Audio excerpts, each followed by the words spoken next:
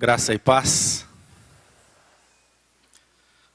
Como disse o Maurício hoje de manhã, é com temor e tremor que nós estamos aqui hoje. Para que o nome do Senhor Jesus Cristo seja glorificado e exaltado. A Ele toda a honra e toda a glória. Eu fiquei muito emocionado aqui quando nós cantávamos aquele hino da Oliveira, quando diz que eu fui enxertado no meu Salvador. Graças a Deus,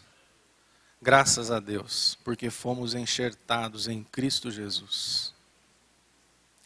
Esta seiva é a vida de Cristo, e é a vida de Cristo que hoje corre na nossa vida, neste corpo, e é pelo Espírito dele que nós estamos aqui. Amém? O tema da nossa conversa hoje, como em todo o mês de abril, é a respeito de família. E nós estamos aqui para falar um pouquinho a respeito disso. Família é um tema muito extenso, muito complexo, porque envolve nada mais do que relacionamento. E nós fomos chamados para ter este relacionamento. Só que não sabemos lidar com este relacionamento. Por isso que se torna algo tão complexo. E o tema hoje é Família, o Seminário Prático de Deus. Mas antes de nós adentrarmos, eu gostaria de orar antes. Senhor, nós te louvamos por mais este privilégio que o Senhor nos dá, de nos reunirmos com o teu povo, de falarmos mais a respeito do Senhor Jesus Cristo. Pai bendito, que o teu Espírito fale aos nossos corações nesta noite. Usa-nos, Senhor, nós dependemos de ti. Ensina-nos, Pai, a respeito dos teus princípios, aquilo que o Senhor tem estabelecido para a família. Como família de Deus, Pai, nós queremos viver o projeto que o Senhor estabeleceu para nós. Fala aos nossos corações nesta noite, Santo Espírito, e nós consagramos a Ti esta reunião, para a honra e glória do Teu nome. Amém. Eu não sei se todos vocês leram o jornal Folha de Londrina nesta semana, a manchete de quarta-feira. Foi uma manchete que veio até com um fundo negro. Esta manchete aqui. E eu quando li com bastante tristeza. E eu quero ler um trecho desta manchete. Diz assim, cronologia, terça-feira, 6 de abril, 7 presos fogem da 2ª DP, 13 invadem casa na Zona Leste. Segurança assassinado em tentativa de assalto a caixa eletrônico em Cambé. Jovem executado em assentamento na Zona Norte. Rapaz é morto na Zona Oeste. Irmão gêmeo seria o autor do crime. Quinta-feira, 8 de abril. 2 ônibus são incendiados, um na Zona Sul, outro na Zona Leste. Sexta-feira, 9 de abril, mais um ataque a ônibus, dessa vez na região central. Mototaxista degolado próximo ao campus da UEL. Homem é morto a pedradas na Zona Sul. Segunda-feira, 12 de abril, jovem morre em latrocínio na saída da aula no centro. Isso aqui é a dura realidade da nossa sociedade. Agora, o que é a nossa sociedade? A nossa sociedade, ela é um reflexo fiel do que é a família. Nós temos uma ideia de que a família vem sendo influenciada pela sociedade. Na verdade, a sociedade é um retrato da família. Se a sociedade hoje que nós vivemos está em colapso, ou num caos, é porque as famílias estão vivendo nesse sentido. Se a instituição, se a sociedade, ela está falida, é porque as famílias é que estão desintegradas. Esta é a realidade. A família, ela é a geratriz da sociedade. A família é o ponto de partida da sociedade. Então a sociedade nada mais é do que uma consequência daquilo que está acontecendo dentro das famílias, ou daquilo que não está acontecendo dentro das famílias e deveria estar acontecendo. Se a família vai mal, a sociedade também vai mal. Então nós precisamos compreender isto. Família é retrato da sociedade. Nós queremos resolver esses problemas e aí começamos a ponderar algumas soluções.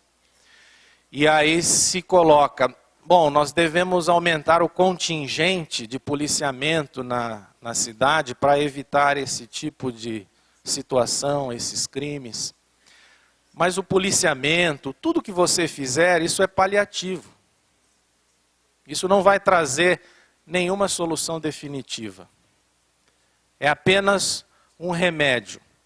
É como se você tivesse com uma infecção e você estivesse com a febre, que é o sintoma dessa infecção, e você tomasse um remédio, um antifebril. Você vai eliminar com a febre, mas você vai continuar com a infecção. Então o problema da sociedade é um problema que envolve as famílias. Existe uma frase que a família é a célula da sociedade, é o núcleo da sociedade. Isto é a mais pura realidade. Todos nós sabemos disso. Só que nós sabemos muito em teoria. E na prática nós falhamos em tentar resolver esses problemas. Então, o problema da sociedade, ele será resolvido quando nós tratarmos das famílias. Por isso que nós estamos fazendo este mês dedicado à família, por causa da sua importância. Infelizmente, hoje em dia, a família pode ser um sinônimo de problema, dor, trauma, angústia, desilusão e sofrimento. Mas será que é a família o grande problema? Ou será que os problemas estão em nós? As pessoas culpam as famílias. Acham que as famílias, elas trazem problemas. Isso é verdade, porque muitas pessoas não querem nem constituir família. Os jovens não querem se casar. Por quê? Porque eles veem tantos problemas que eles não querem aquilo para a vida deles. E às vezes esse testemunho eles obtêm dentro da própria casa. Mas o problema não são as famílias. Os problemas estão em nós. A verdade é que nós não conhecemos o projeto que Deus estabeleceu para as famílias. Nós não conhecemos as Escrituras como deveríamos e por isso não sabemos administrar as diversas relações e as diversas tensões que existem dentro da família. Em Mateus capítulo 22, versículo 29, nós lemos: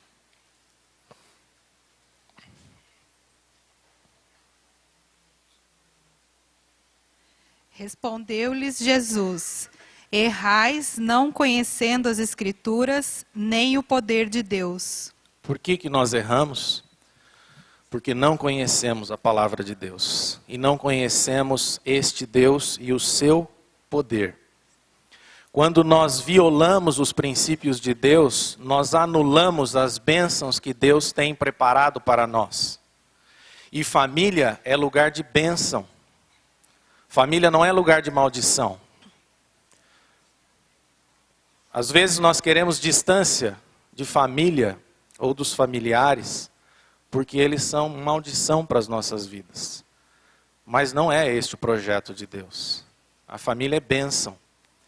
E nós precisamos conhecer estes princípios, para que possamos gozar e usufruir dessas bênçãos que Deus preparou para nós. E por que as famílias elas estão em colapso, elas estão desintegradas? Porque os líderes dessas famílias, ou seja, os pais, eles estão buscando valores equivocados para as suas vidas. Que valores que nós estamos introduzindo dentro das nossas vidas e, por consequência, dentro das nossas famílias? Será que são os valores de Deus? As famílias estão seguindo regras de comportamento e buscando valores impostos por pessoas que não conhecem a Deus. Você vem até a igreja, você participa do culto dominical, mas depois você fica 6 dias no mundo. E o que você tem ouvido? O que tem feito o arcabouço do teu conhecimento ou da tua experiência em relação à família? Quais são esses valores que estão sendo introduzidos vagarosamente dentro da família, dentro do lar? Será que são os valores de Deus? Ou será que nós estamos permitindo que os valores impostos por pessoas que não conhecem a Deus entrem em nossa casa? A mídia, de um modo geral, é ela quem tem trazido e imposto os valores nas nossas casas, nos nossos lares. Através dos jornais, através das revistas, através de livros, através da televisão, através da internet. E nós estamos abertos para receber tudo isto? Ou nós temos nos utilizado de um filtro para tudo isto? A palavra de Deus, ela precisa ser o filtro dentro de nós, enquanto nós vivermos nesta terra.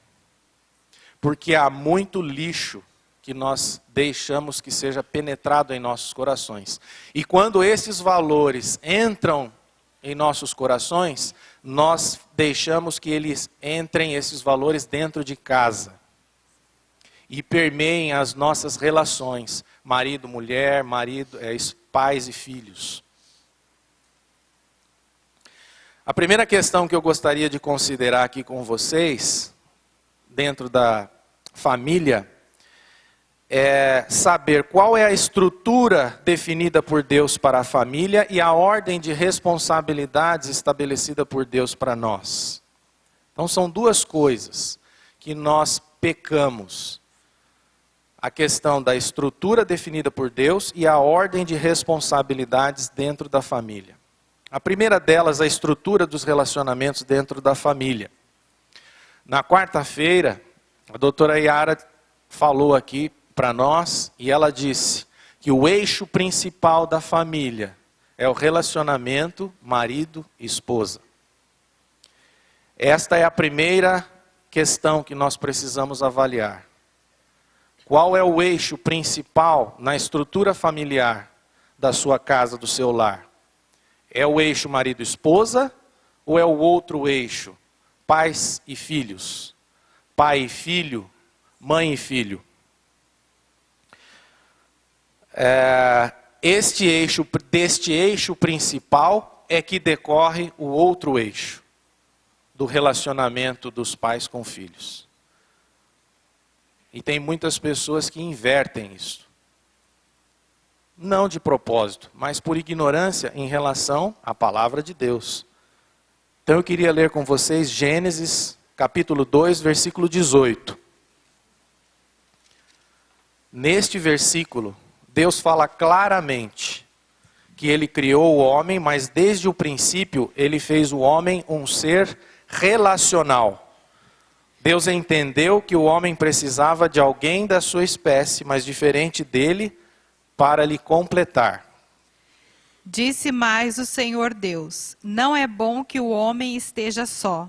Far-lhe-ei uma auxiliadora que lhe seja idônea. Esta palavra, auxiliadora, ela traz muitos significados para nós. O primeiro significado, a primeira conclusão que nós podemos tirar desse versículo de Gênesis 2:18, é que o homem não foi feito para viver sozinho. Deus poderia criar um homem desta maneira? Deus é Deus. Deus poderia criá-lo. Mas quando ele diz, far-lhe-ei uma auxiliadora, ou em outras traduções, uma ajudadora, ele diz claramente que o homem não é um ser para viver sozinho. Solidão não faz parte do projeto de Deus. O homem precisa de relacionamento. A segunda conclusão que nós podemos extrair é que Deus não criou um amigo para que fizesse companhia para o homem. Deus não criou um filho. Ele poderia criar um filho? Poderia, não sei. Ele não criou um filho para que fizesse companhia ao homem. E ele também não criou um pai e nem criou uma mãe para que cuidasse deste homem. Ele criou uma auxiliadora. Ele criou uma mulher. É a mulher que irá completar o homem. E a terceira conclusão, nós extraímos a partir do capítulo 2 de Gênesis, versículo 2. E, havendo Deus terminado no dia 7º a sua obra que fizera, descansou nesse dia de toda a sua obra que tinha feito. O que nós encontramos aqui? Havendo Deus terminado no dia 7º a sua obra que fizera, descansou nesse dia de toda a sua obra que tinha feito. A obra de Deus estava terminada. Deus criou o homem e criou a mulher, a sua auxiliadora. A partir do matrimônio, a família está completa. Os filhos, eles vêm depois. Então é um equívoco quando nós afirmamos que a família não está completa quando a família não tem filhos.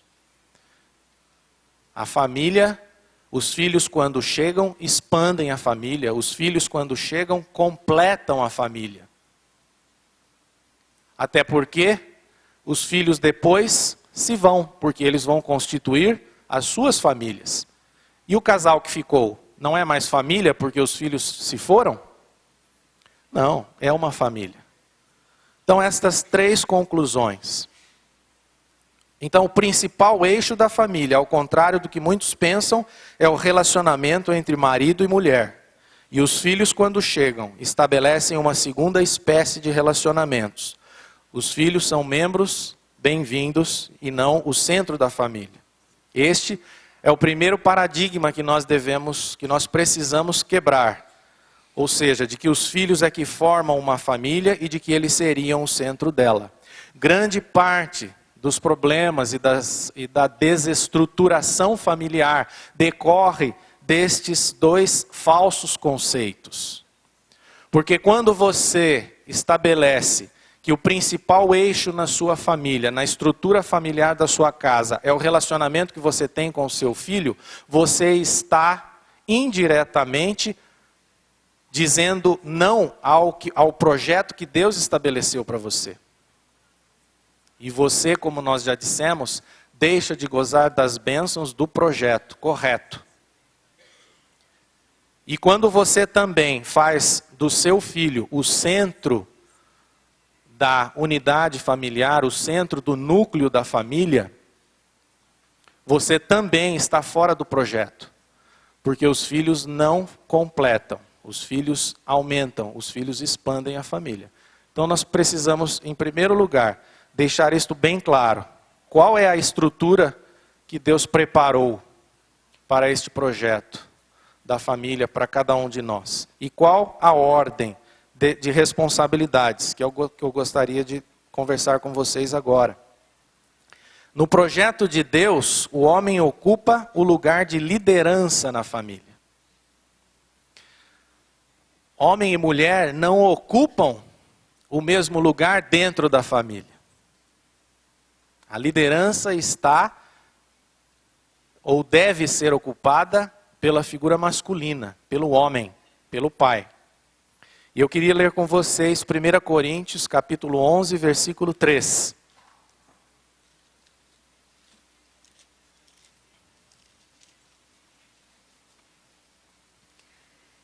Quero, entretanto, que saibais ser Cristo o cabeça de todo homem, e o homem o cabeça da mulher, e Deus o cabeça de Cristo. O homem o cabeça da mulher, mas desde que Cristo seja o cabeça do homem. Então, quando nós falamos em submissão da mulher em relação ao homem, nós também precisamos lembrar da submissão do homem em relação a Cristo. E quando nós falamos em liderança dentro da família, nós não estamos falando da mesma ou do mesmo tipo de liderança que nós vemos na sociedade de um modo geral, no mundo secular. Liderança para o mundo é uma posição de proeminência, de destaque de quem manda. Liderança dentro do conceito de Deus, dentro do reino de Deus, tem um outro significado. Lucas capítulo 22, versículo 26.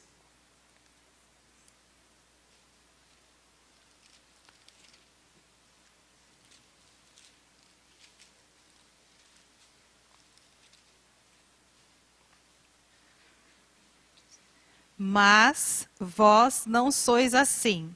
Pelo contrário, o maior entre vós seja como o menor, e aquele que dirija seja como o que serve. Aquele que dirige seja como serve. Então a liderança do homem dentro da família é num contexto de quem vai ajudar, de quem vai conduzir, de quem vai servir, de quem vai sustentar. Aquela frase que nós ouvimos, manda quem pode, obedece quem tem juízo, não faz parte do reino de Deus, nem do projeto de Deus para a família cristã. Esse é um conceito do mundo. E ele é muito usado pelos homens, né? Pelos machistas. Mas por causa deste entendimento equivocado, duas tragédias acontecem dentro da família. A primeira delas, existem homens que manipulam e subjugam suas esposas e filhos, mediante uma liderança autoritária. Uma liderança que está escondida sob o manto sagrado daquela desculpa. Eu sou o provedor da família, então quem manda sou eu. Isto aqui é uma tragédia. Isso aqui não faz parte do projeto de Deus. Isso aqui não é liderança, isso aqui é autoritarismo. Isso aqui é liderança despótica. Isso não faz parte do projeto de Deus. E a outra tragédia é exatamente o oposto. Também para você, homem. Os homens às vezes se omitem totalmente, não assumindo a posição de liderança, não assumindo a posição de sacerdote, de profeta e de rei dentro da sua casa. Então, quando isto acontece, o que acontece dentro do lar? Quando o homem não ocupa a posição que ele deveria? A mulher toma a dianteira. Porque a mulher, ela é um ser guerreiro. E aí ela assume a dianteira. Só que ao assumir a dianteira, ela está tomando um lugar que Deus não preparou para ela. Porque a mulher, ela é um vaso mais frágil. Ela não foi criada para assumir esta posição. E aí a mulher é sobrecarregada. E essa sobrecarga vai trazer muito conflito para dentro de casa. Tanto com relação às mulheres, aos homens, ao relacionamento marido-esposa, como também em relação aos filhos. Então, antes de qualquer coisa, o homem é o líder espiritual na família. O homem, ele é o profeta do lar. O homem é o intercessor, o homem é quem conduz, o homem é quem sustenta, o homem é quem leva toda a carga. Essa é a posição de liderança. E esta é a ordem que Deus estabeleceu. Cristo sendo o cabeça do homem, o cabeça da mulher. A segunda questão A primeira era essa questão da estrutura, que eu gostaria de falar com vocês, e da ordem de responsabilidades. A segunda questão que eu gostaria de considerar é saber que valores nós temos introduzido dentro de nossas vidas. Por quê? Porque estes valores que introduzimos nas nossas vidas e que são introduzidos na família, eles vão definir o formato de família que nós temos. Os valores definem o formato da família. E se não estamos introduzindo valores dentro da família, os valores corretos, o mundo estará introduzindo. Porque nada fica vazio, nada fica desocupado. Se você não introduzir os valores corretos, o mundo vai tratar de colocar esses valores para você. E, obviamente, ele vai colocar os valores errados, os valores que não são de Deus, os valores que não são bíblicos. Mas o que disse o apóstolo Paulo, lá em Romanos, no capítulo 12, versículo 2? Será que ele falou que nós deveríamos deixar com que o mundo nos moldasse? E não vos conformeis com este século, mas transformai-vos pela renovação da vossa mente, para que experimenteis qual seja a boa, agradável e perfeita vontade de Deus. Qual é a vontade de Deus para nós? Está claro, não vos conformeis com este século, mas transformai-vos pela renovação da vossa mente. Então, para que a gente pudesse estar trabalhando de uma maneira mais prática, nós trouxemos aqui 3 possíveis formatos equivocados de família, por conta de valores errados que foram introduzidos dentro dela. São 3 formatos. O primeiro formato, nós chamamos de formato tribunal do júri. Como é que é esse formato tribunal do júri? Nesta família, o comportamento é o valor mais importante. Comportamento é tudo. Todos estão preocupados com a conduta. Normalmente, há só acusação e condenação. Por isso que nós chamamos de tribunal do júri. Porque as pessoas vivem se acusando umas às outras. Acusando, outras se defendendo e outras condenando. Tem muitas famílias que vivem desta maneira. Só acusação e condenação. E não há misericórdia. E elas confundem correção com rejeição. Elas não sabem o que é uma coisa da outra. As motivações não são consideradas. Não importa a motivação, o importa é o comportamento. E esta família gera filhos com um coração frio, insensível e endurecido. Aí tem um outro formato, nós chamamos de formato empresa. Como é que é a família formato empresa? Nesta família, o sucesso pessoal é o valor mais importante. As atividades estão em primeiro lugar. Então, normalmente os pais, eles se enchem de atividades e eles enchem os filhos de atividades, porque as atividades são o mais importante. Só que não basta apenas ter uma atividade. Você precisa ser o melhor naquilo que você faz. As preocupações são com o sucesso profissional, escolar, musical ou esportivo. O amor e o valor dependem do desempenho. Se você for desempenhar bem, se você receber a medalha de ouro, se os seus filhos forem bem-sucedidos, eles serão membros aceitos na família. Agora, se eles forem um fracasso, aí eles serão rejeitados. Este é o formato empresa. Esta família gera filhos que se apoiam no dinheiro, no poder e na posição por sentirem-se valiosos. Se eles tiverem poder, dinheiro ou posição, eles sentirão que são alguma coisa ou que têm algum valor, mas por causa do modelo errado, dos valores equivocados que foram introduzidos. São escravos da comparação.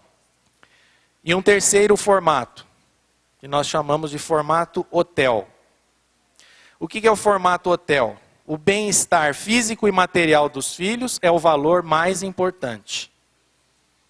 Aqui é o bem-estar.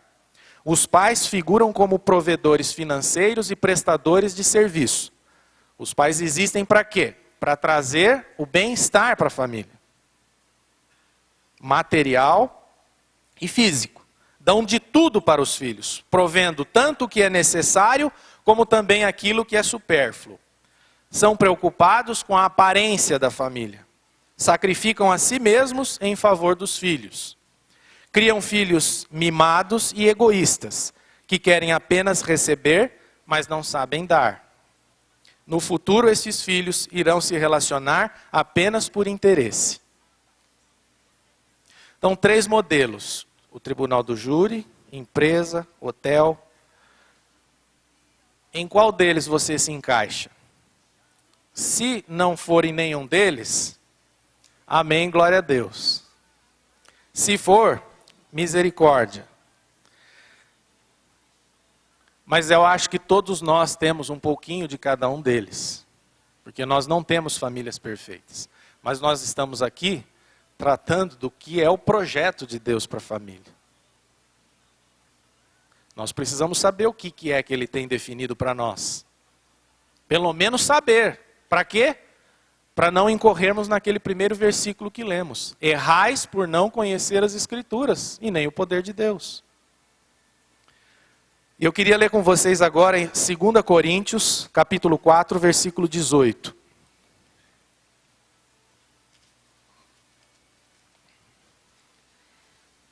Não atentando nós nas coisas que se veem, mas nas que se não veem, porque as que se veem são temporais e as que se não veem são eternas.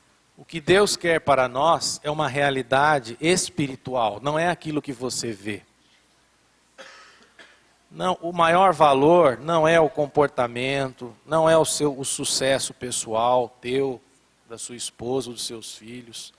Não é o bem-estar físico e material. São coisas importantes? São, mas não estão no primeiro plano. As realidades que Deus tem para nós são eternas.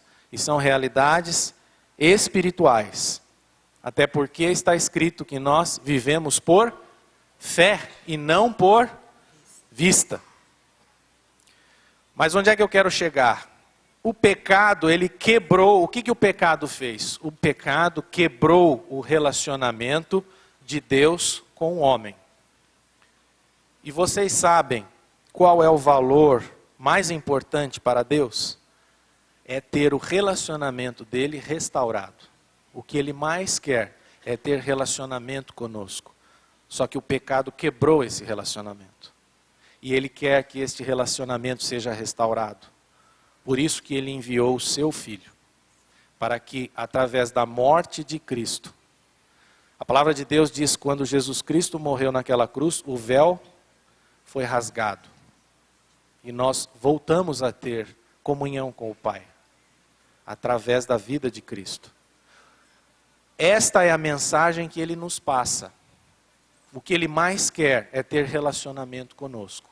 E se o Pai Celestial quer ter relacionamento conosco, qual deveria ser o maior valor dentro da nossa família? Onde nós deveríamos investir o nosso tempo, o nosso dinheiro? Onde? No relacionamento. O maior valor é o relacionamento. É o relacionamento seu com a sua esposa, o seu relacionamento com os seus filhos. Este é o maior valor. E é neste relacionamento que nós deveríamos investir as nossas forças. O maior investimento que nós podemos fazer na vida dos nossos filhos e na vida dos nossos cônjuges. A joia mais preciosa para Deus chama-se relacionamento. E o que nós fazemos? E muitas pessoas já falaram sobre isso aqui. E eu dou graças a Deus, porque é sinal que é o mesmo Espírito. O fazer, o ter e o saber substituíram o ser. O ser é o mais importante. E é o ser, nós poderíamos dizer, o ser filho de Deus. Não é o ter. Então, nos nossos lares, vamos nos ater a isto, vamos considerar isto. O que estamos fazendo dentro do nosso lar? Enfatizando mais o quê? O ter, o fazer, o saber? Eu não estou falando para ímpios. Eu estou falando para cristãos, para crentes. É para você mesmo. Porque essas coisas são muito sutis. Esses valores são muito sutis. E eles vão entrando vagarosamente dentro da nossa casa e do nosso lar. E nós precisamos estar atentos. Isto tudo não pode substituir o ser. A terceira questão é, se o relacionamento é a joia rara, a joia preciosa, a terceira questão é saber o que deve permear estes relacionamentos. O que deve permear os relacionamentos dentro da nossa família, dentro do nosso lar, no relacionamento marido-esposa e o relacionamento pais e filhos. Tem um conceito que eu li essa semana que diz assim: a família é a oportunidade dada por Deus a todos nós de vivermos segundo a lei do amor. A família é a oportunidade dada por Deus a todos nós de vivermos segundo a lei do amor. Família é oportunidade. Deus criou a família porque Ele sabia que você ia ter problemas. Só que dentro da família, há uma realidade diferente quando nós nos relacionamos fora de casa. E é nesta oportunidade dada por Deus que nós vamos viver o amor. Então o que deve permear os relacionamentos é o amor. Não joguemos fora esta oportunidade que Deus nos dá. Vamos preservar as nossas famílias. Durante a vida de uma família, os relacionamentos vão passar por várias crises. Só que essas crises somente serão superadas. Como é que nós vamos superar as crises? Com o perdão, com o arrependimento e com a restauração. As crises só serão superadas com perdão, arrependimento e restauração. Só que tem um detalhe. Onde não há amor, não há perdão. E o ciclo não será fechado. Por isso que o amor precisa permear os relacionamentos. Para que, vindo as crises, possa haver perdão dentro do lar, perdão dentro dos relacionamentos. E Colossenses, o apóstolo Paulo em Colossenses, no capítulo 3, versículo 14, ele diz: acima de tudo isto, porém, esteja o amor, que é o vínculo da perfeição. O amor é o vínculo da perfeição.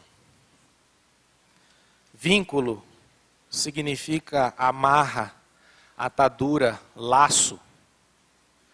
A única coisa que verdadeiramente pode te vincular dentro da família é o amor.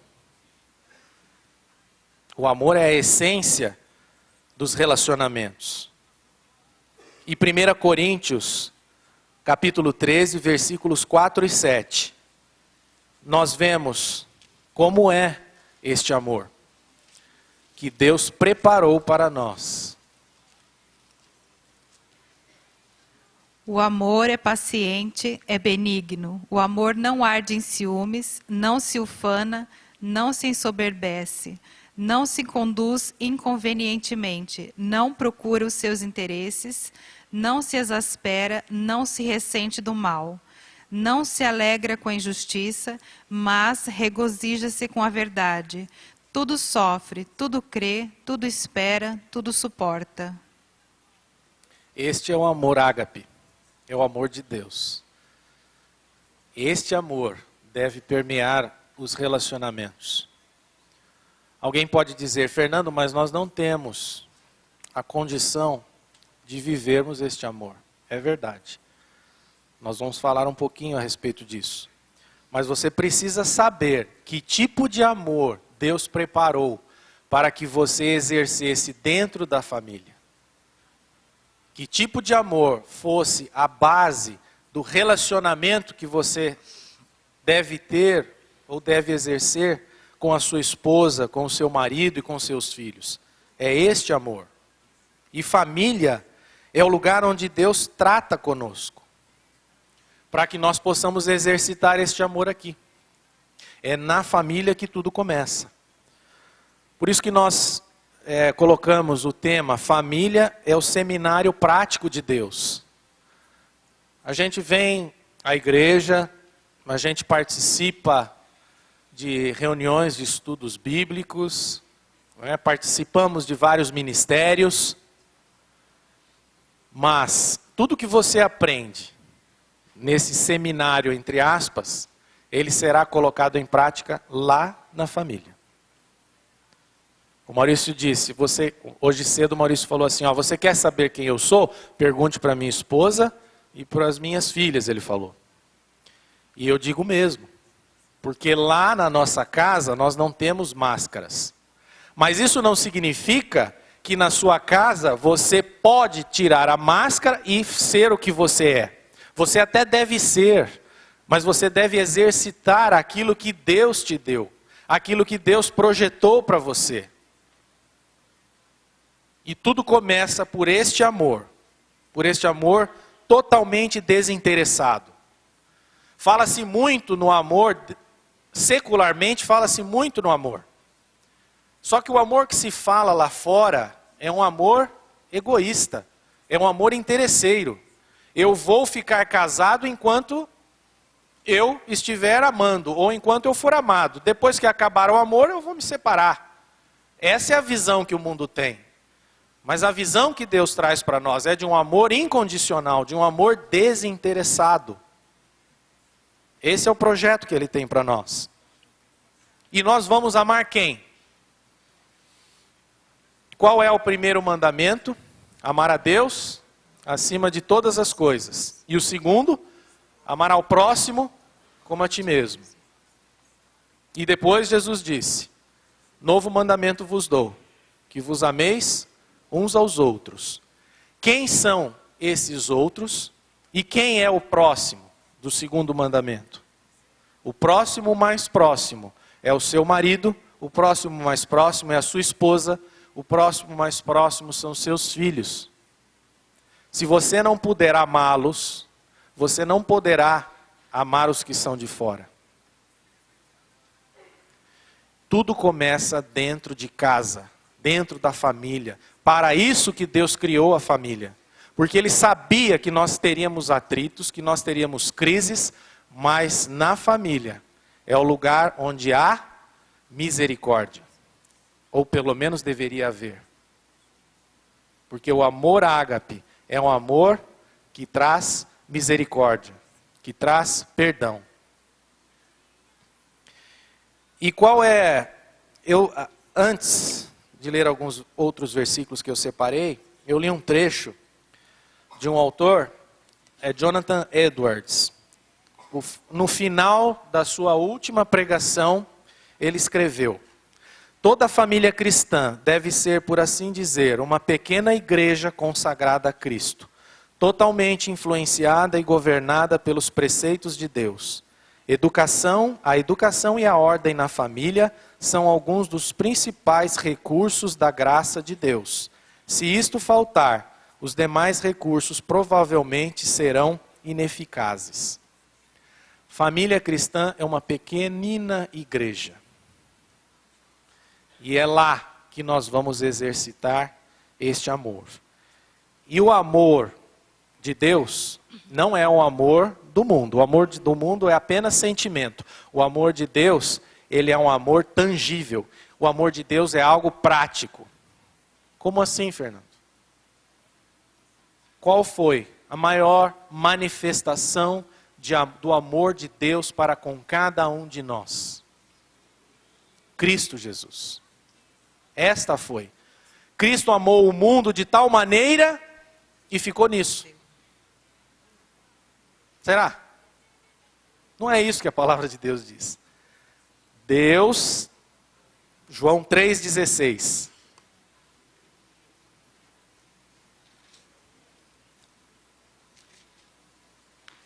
Porque Deus amou o mundo de tal maneira que deu o seu Filho unigênito para que todo o que nele crê não pereça, mas tenha vida eterna.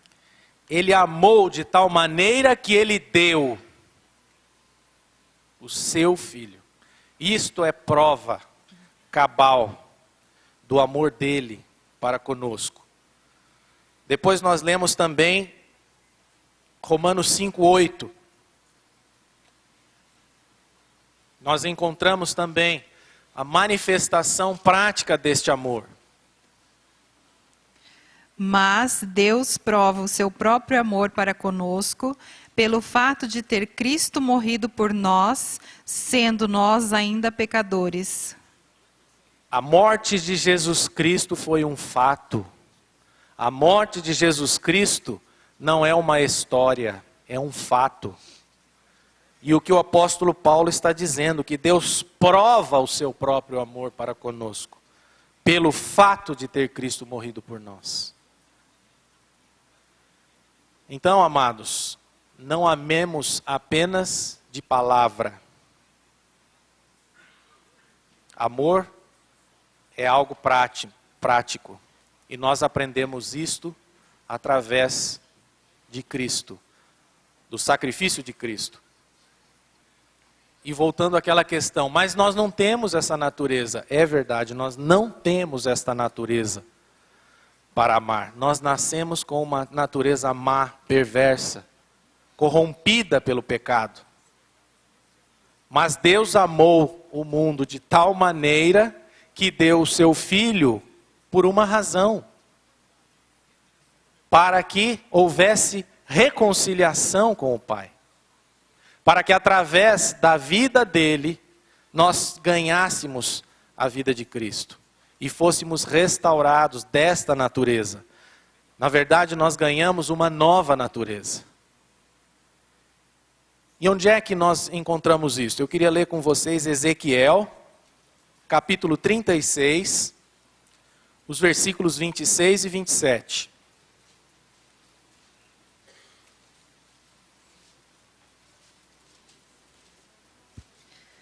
Dar-vos-ei coração novo, e porei dentro de vós espírito novo.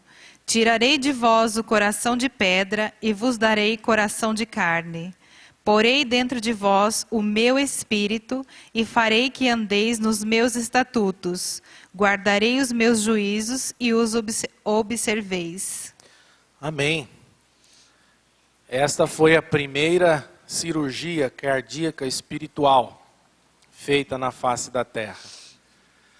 O que Deus faz? Você não tem natureza, mas Deus vai lá e por causa do seu grande amor, Ele retira esse coração de pedra, esse coração insensível. E Ele põe o quê? Ele põe um novo coração. E depois que Ele põe um novo coração, o que Ele faz? Ele põe o Espírito dele dentro deste novo coração. E por que Ele põe o Espírito dele dentro deste novo coração? Para que você e eu possamos andar nos estatutos de Deus, possamos guardar os juízos de Deus e possamos observar os juízos de Deus. E tudo aquilo que lemos a respeito do amor ágape se torne realidade em nós, porque é Cristo habitando em nós. Amém. Cristo habitando dentro de nós, que nos fará habilitados a amar desta maneira. Que fará com que nós possamos perdoar o nosso cônjuge, o nosso marido, a nossa esposa, os nossos filhos. Para que haja perdão, arrependimento, restauração. Sem um novo coração, sem o Espírito de Deus habitando dentro deste novo coração, é verdade, não é possível amar desta forma. Mas agora você sabe. E Deus coloca este coração naqueles que estão dispostos a receber este novo coração. E o amor ágape, ele é fruto do Espírito. Ele não é fruto do esforço humano. Mas ele existe e nós precisamos conhecê-lo. E o último item que eu gostaria de considerar com vocês diz respeito ao propósito de Deus para a família. Qual é o propósito que Deus tem para a nossa família? A verdadeira função que Deus quis para a família. Deus nos deu a família para exercermos um ministério e não para a realização de um projeto pessoal. Às vezes nós constituímos família porque nós estabelecemos um projeto. Não, eu já defini, eu vou me casar, quero constituir família, pretendo me casar dentro de tanto tempo, pretendo ter tantos filhos, porque há um desejo no meu coração, eu quero isso, eu quero aquilo. Você pode até ter este desejo, mas Deus tem algo maior, há um projeto maior para você dentro da família. Ele estabeleceu um ministério. E quando eu compartilhava umas 2 semanas atrás sobre esse versículo, que praticamente todos falaram dele aqui, falava com o Maurício falava assim, mas eu já vou falar desse versículo. E eu vou falar antes que você, vou falar de manhã. Aí vão achar que você copiou de mim. É o ministério da reconciliação. Deus criou a família para que exercêssemos este ministério da reconciliação. Então eu gostaria de ler com vocês 2 Coríntios, capítulo 5, versículos 18 a 20.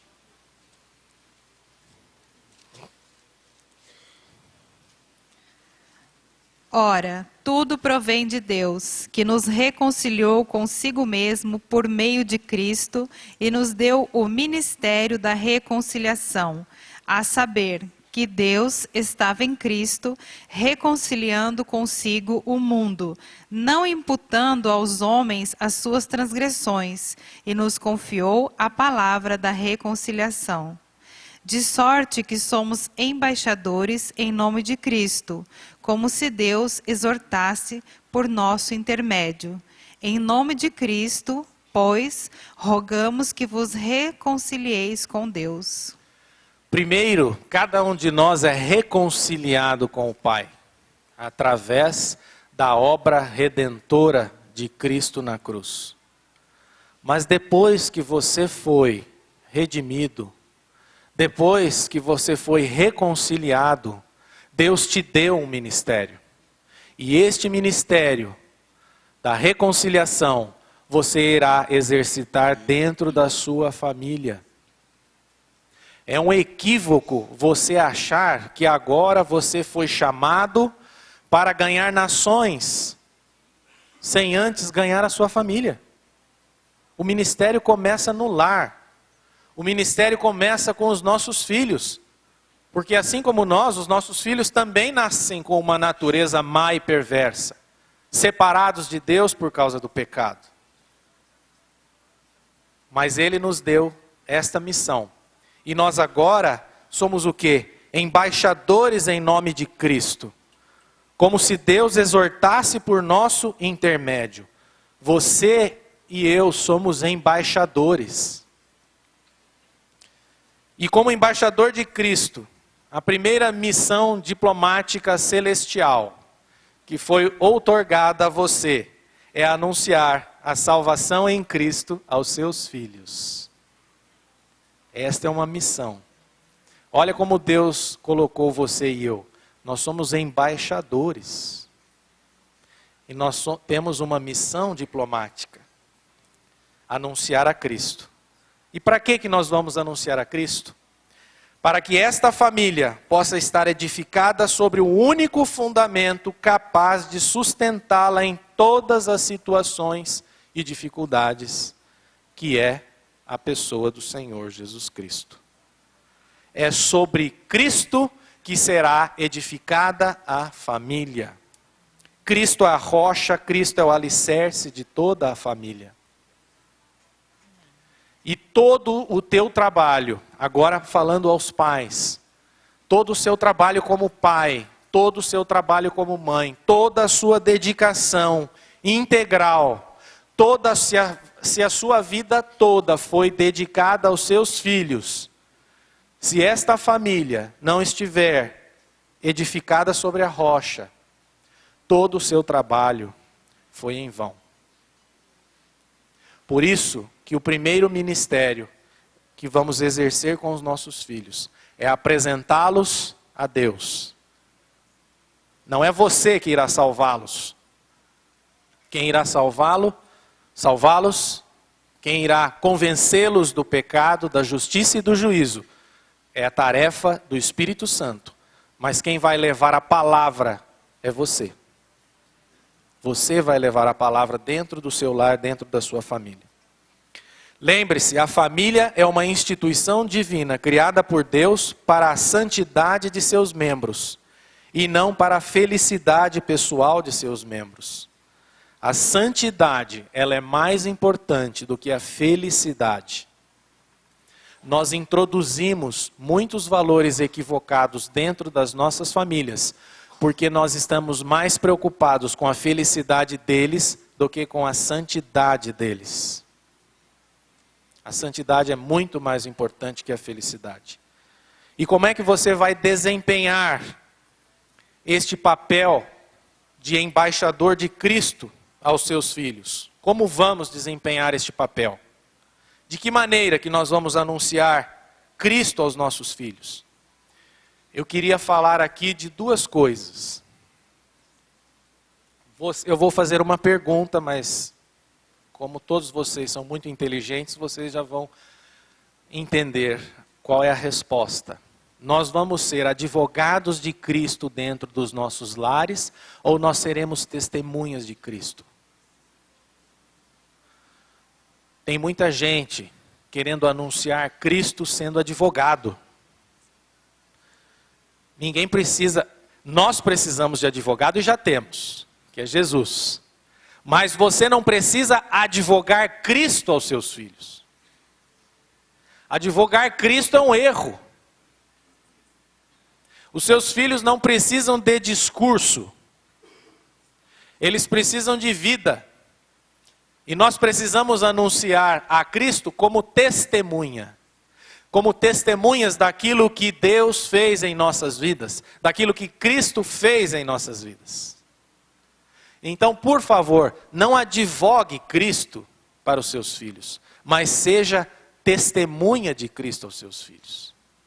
Viva aquilo que você prega, porque os nossos filhos, eles aprendem mais pelo testemunho do que pela palavra, do que pelo discurso. Não defenda Cristo para seus filhos, mas seja testemunha viva.